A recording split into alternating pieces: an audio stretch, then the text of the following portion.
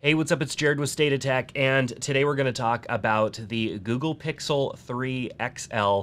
I've had it for 6 months, and so I wanted to come back and talk about this device, my experiences with it, because I've used this device a lot. It's one of my favorite devices of all time. And then I also wanted to talk about how it's held up, how it compares to what's currently on the market, what some of the newer phones that have came out, and all that good stuff. So the Pixel 3 XL, I have it in my Pelican Protect case here. I like putting it in a case because it is a nice phone, but the one that I got is the not pink, and so of course I wanted to cover that up. I was sent this phone, and so I want to be real with all of you. I bought the phone originally when it first came out, the Pixel 3 XL. I bought the black version, looked really cool, one with more memory. It's just what I decided to go with. But then I got contacted by the people that run the Team Pixel promotional thing, and they wanted to send me a phone because of my photography experience and background. They wanted me using it for anything that I was doing phone photography related. And they sent out the not pink version to all of us because, I don't know, that was just the one they sent out. But I absolutely love this phone. I put it in a case because I put all of my phones in cases to protect them. But this phone really has set itself apart from a lot of other phones in many ways. Number one is in the pricing. All of the different phones that are coming out, flagship phones right now, are high-priced, really expensive phones, and they tout features that really you can get most of in a phone like this. So the Pixel 3 XL is the larger of the two. They have the Pixel 3, which is a bit smaller. I like the XL because I like the larger screen. I have a bigger hand, and so I like having a little bit more of a phone to hold on to. I used to really like the smaller phones, and even made a video about it a while ago. But the bigger phones, as I've decided to just utilize more of my life in my phone and be more digital and less paper and clutter, having a little bit bigger of a screen has been great. And then, of course, as far as being a consumer of media, having a little bit bigger of a display is also great. Now, we've moved past the complaining and talking about notches. I mean, yes, the Pixel 3 XL has one of the biggest notches on any phone that's out there. It doesn't necessarily bother me because you get these two ginormous front-facing cameras that produce amazing self-portraits. The selfie abilities on this phone is probably the best out there. Of course, the iPhone does a pretty good job with self-portraits, but the other phones that are out there just don't do as good of a job as this phone does. There's a reason why they decided to put monster front-facing cameras in here, which means they have to fit it somewhere. So the notch, though big, makes up for it by having best-in-class front-facing cameras. Of course, the rear camera is still a single shooter, but it's still one of the best cameras that's out there. Unless you want the ability to be able to zoom in really far, which some of the other phones with 3 cameras offer, even 2 cameras, this camera is still the best. And for me, I don't necessarily mind framing up my shot in the camera and not being able to switch between multiple cameras. I found that I don't necessarily like a lot of these other second or third cameras because they just don't seem to look good. The angle doesn't look good. The compression doesn't look good on the image. And just coming from being a photographer, like I just prefer the camera setup that is on this compared to the phones that have 2, 3, and in the future probably 4 cameras. The camera on this phone is just absolutely fantastic. And even though we are 6 months down the road later, it's still one of the best cameras that's out, even if you compare it to the second and third cameras on other phones. And a lot of the other phones just really can't hang with this phone because of the software and the technology that they have utilized in this camera, and the fact that the main camera here is just a better quality camera in itself than a lot of the other cameras are in the other phones. They make up for it by having multiple cameras, where Google decided just to put one really great camera in this phone. So your portrait mode photos are going to be absolutely great because the software is doing most of the work, and their software is doing a great job. They're not relying on trying to put 2 photos together which means there's some weird blurring and edge issues on some of those photos because there's movement. You're not locked off on a tripod. Normally with a camera, if we're doing double exposure, we're doing something where we're trying to put two photos together, we lock our camera off on a tripod. But we're doing all of this handheld with our smartphones, and our smartphones do a decent job at it. The Google Pixel seems to do the best job at it. So all cameras aside, what other things are good features and still stand the test of time on this phone?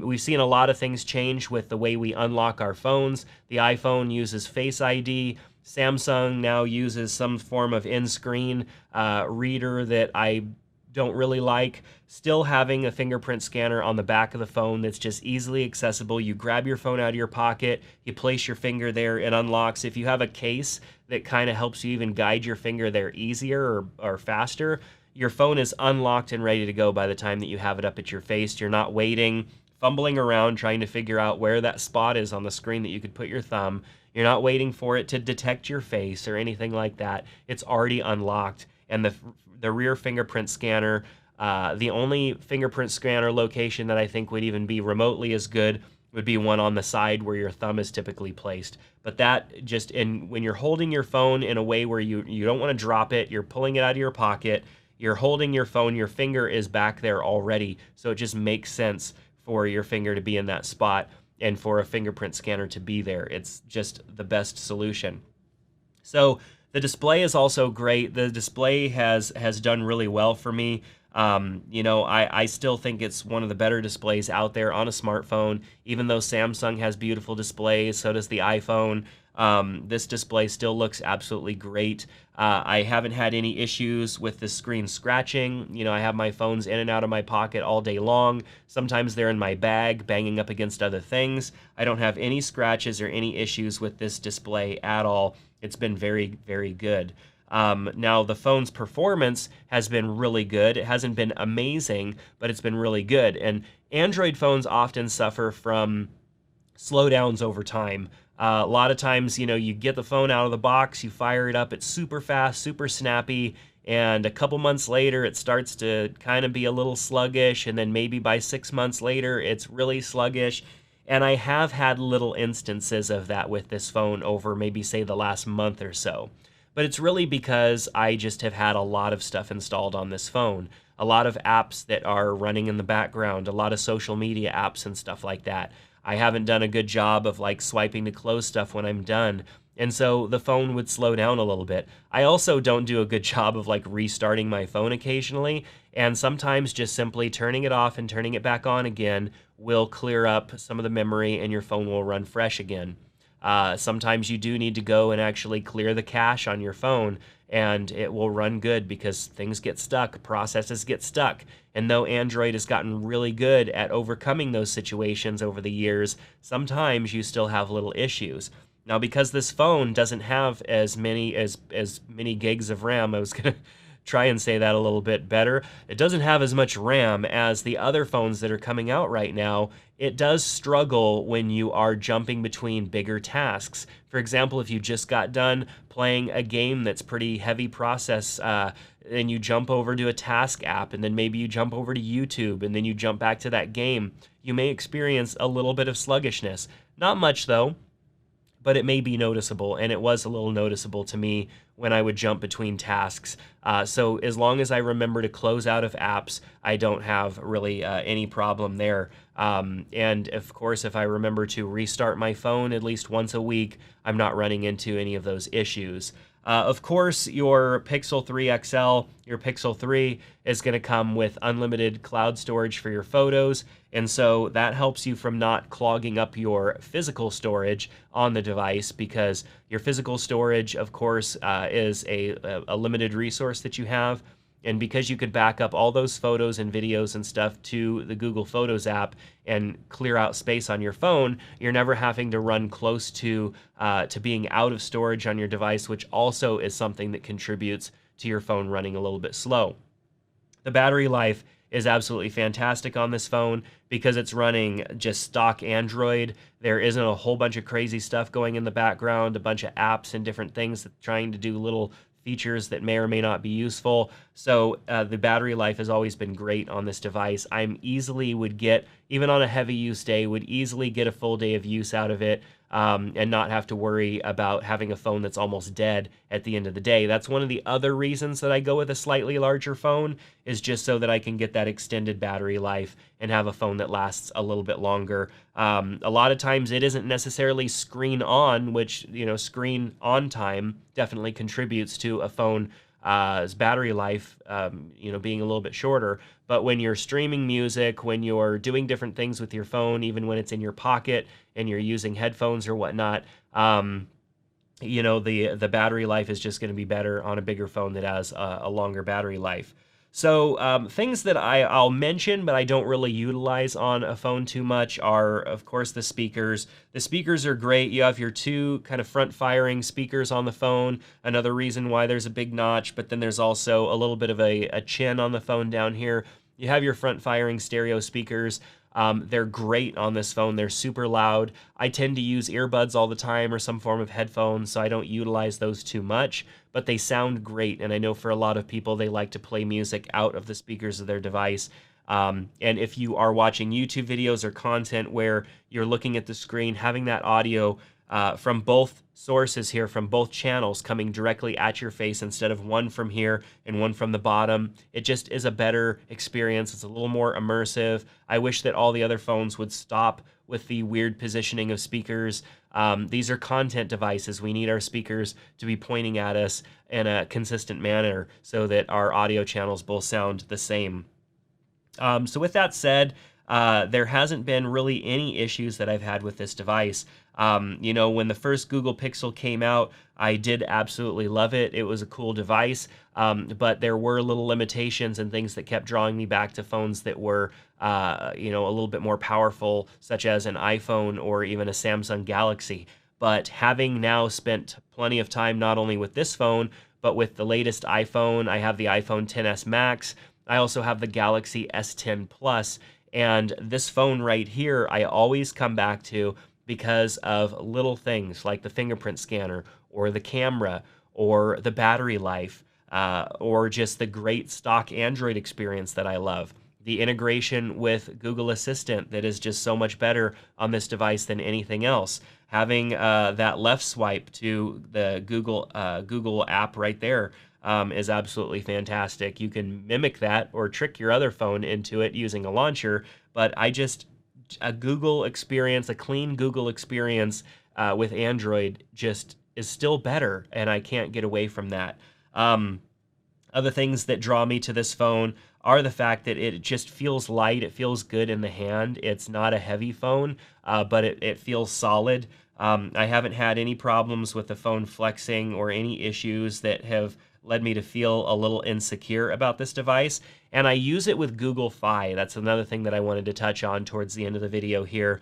I've used this phone for actually in December, I switched over to Google Fi on this phone, and Google Fi has been absolutely fantastic. I'll link down below to, there's an invite for Google Fi that gives you your first month for free, so you'll definitely want to check that out. Google Fi has been great.